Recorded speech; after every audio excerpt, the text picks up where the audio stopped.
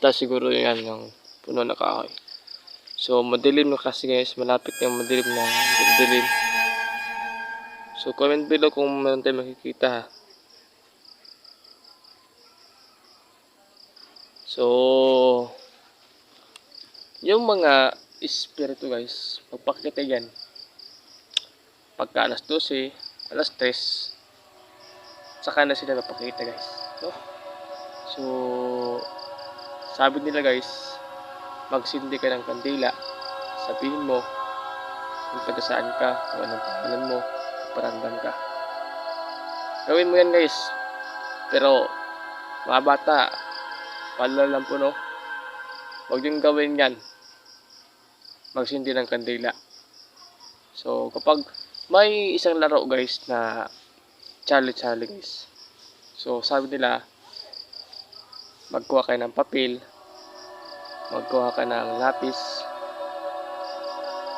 tapos sulat mo yes or no lang, tapos sasabihin mo Charlie pagka alas 3, tapos magsindi ka ng kandila, no?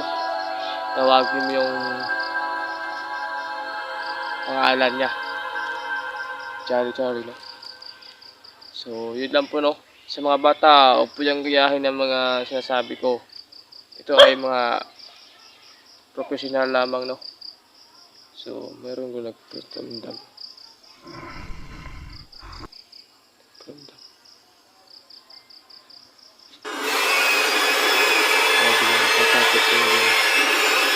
Kasi guys,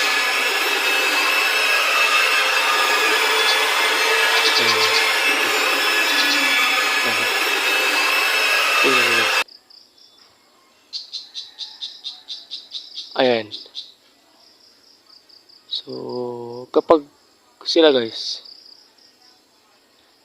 yung mga, alam nyo guys, kapag yung narinig yung mga ibon paggabi,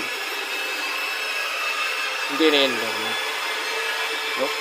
Para bang may ikot-ikot sa bahay natin, yung malaki na ibon, parang itim, sumang yan, ibot-ibot sa inyo.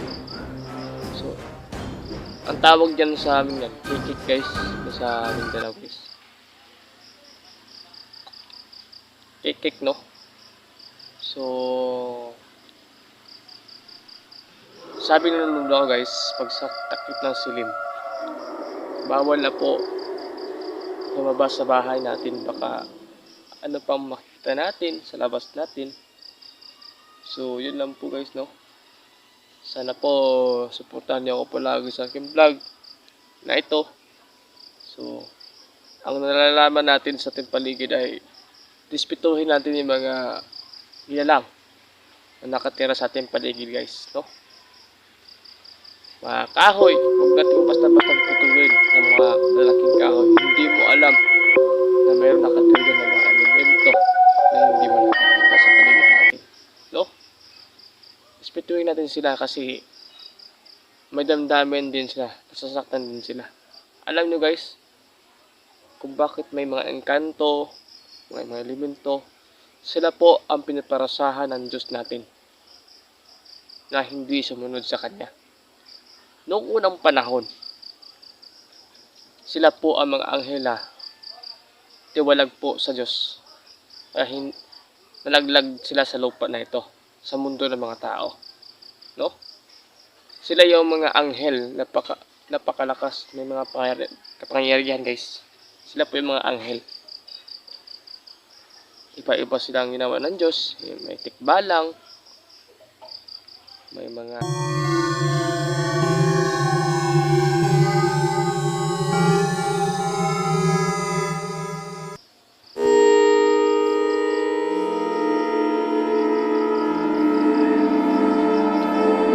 guys no, bilang naputol yung video natin, iwan ko talaga. So madilim na kasi guys, nandito ako sa madilim. Yan, kung meron tayong makikita na mga elemento, siguro Ayan. So, hindi kasi yan guys. Kung magpakita sila guys.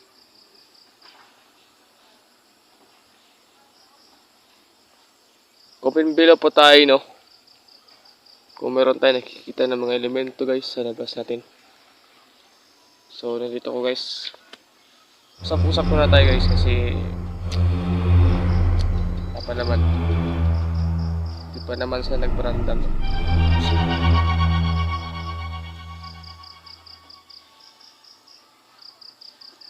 Yan sa bahay guys.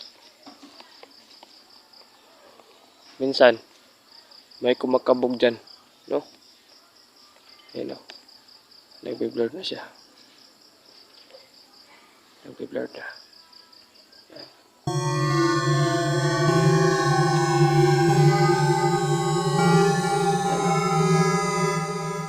Padilim na.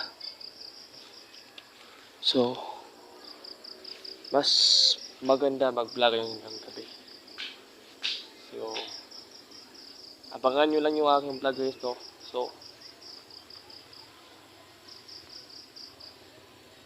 So, dito lang tayo guys.